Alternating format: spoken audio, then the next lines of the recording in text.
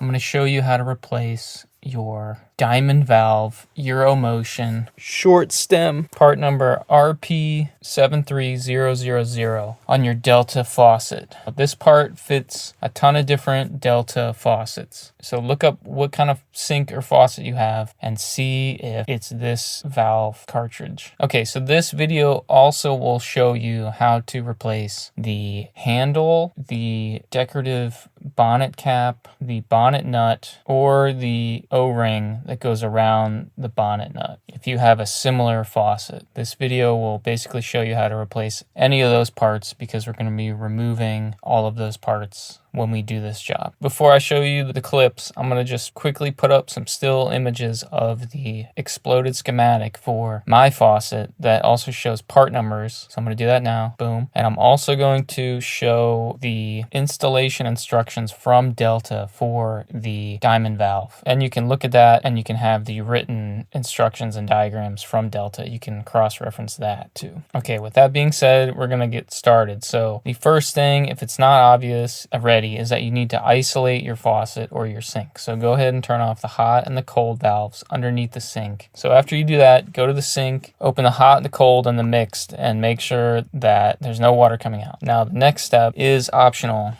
For the purposes of this video and to get better filming angle, I remove the faucet from the countertop. So I go underneath and I show you how to remove the mounting assembly, and I let the faucet sort of lay in the sink. You can do this job without removing it from the countertop, and that's totally fine. It'll save you time, and if you can access what you need to access without removing the faucet, then you're good to go. Just follow this video and disregard this first clip I'm going to show you. So if you are removing the faucet from the countertop, I'm going to show you that now. So here's the faucet that I'm working on. It's a Cassidy model, and it's attached to a soapstone countertop. Go underneath, and if your mounting system is like mine, then this is how you're going to do it. So you have, just to run down the parts, you have this black plastic mounting flange, and then you have two Phillips screws that go into the flange that push against the countertop. You have one on the left and one on the right. Then you have this vertical threaded long metal tube that sticks down underneath the faucet. Then you have the large brass nut that screws all the way up that threaded tube. To get everything loosened up, what you got to do is just remove these two Phillips screws. Just take them out of the flange. So you'll start to have some play loosen up. Then you take the brass nut all the way off this long threaded part and you just let it just slip down over this hose. So now you can go back up to the faucet and you can lift it out and sort of lay it in your sink. All right, what we're after here is this screw on the back side of the handle. You can't see it when the faucet is mounted on the countertop. So you can see here it's already been removed, but there's a plastic screw cap, little tiny beauty cap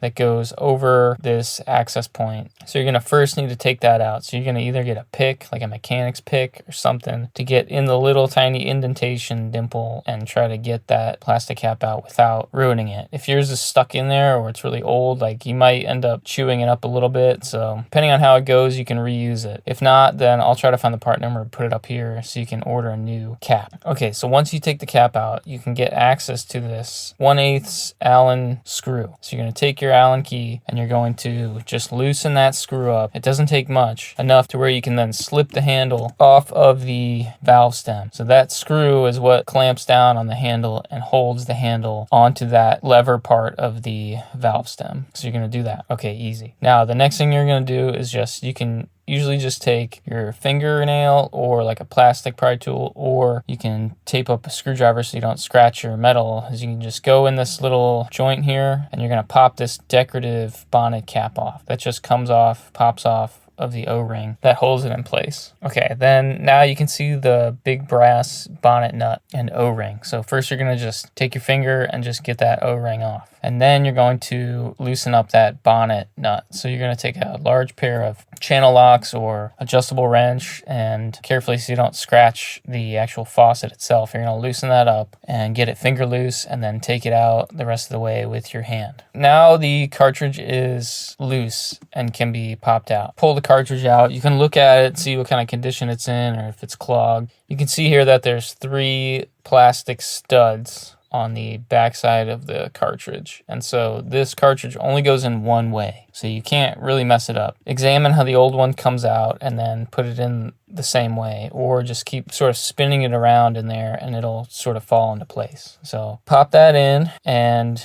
you're just going to do everything in reverse. So you're going to screw the bonnet nut back in with your hands, and then get your wrench, tighten it up. Doesn't need to be super tight, but get it nice and snug, and then slip your O-ring back on, and then you're going to pop your decorative cap back on, and you are just about done. So the new cartridge valve assembly comes with a new screw. So you're going to use the new screw, and what you're going to do is you're going to tap threads into the hole of the valve stem, because they do not come threaded. So the metal is soft enough, it's, I'm guessing, aluminum, that it will easily tap threads on its own. All right, if you've never tapped threads before, don't be intimidated. This is a really easy way to do it for your first time. You just need to go slow and take your time. And the most important part is that you just start perfectly straight up and down. Like, get your screw in there by hand and get it perfectly straight up and down. And you're just gonna get as much tightening as you can with your fingers. It won't be much. And so then you're gonna take your Allen key and you're gonna tap your new threads in. You're tightening it so you're going clockwise. So go about a quarter turn or a half turn, and then back out counterclockwise a little bit. And then you're going to go another half turn, quarter turn, and then back out a little bit. And then keep checking with the handle. So you only need to tap enough threads that the handle slips back on the valve stem. Now, Delta doesn't mention this at all, but if you want to, or you think it would be a good idea, you could try some Loctite or thread locker when you go to tighten this bad boy down. So once you've got your threads tapped, you can now slide the handle back over, and you can tighten that Allen key down using your new threads, and you're going to snug that up. Check the handle, make sure it's tight, make sure it feels good and that you like the feel of it, and you are done. So if you're like me and you took the faucet off the countertop, you've got one more step, and you're just going to remount the faucet to the countertop. So we're going to do everything in reverse. Push it down through the hole, and then what you're going to do is you're going to take that brass screw and run it up, and you're going to thread it all the way up that threaded tube, and then make sure that this plastic flange is nice and straight.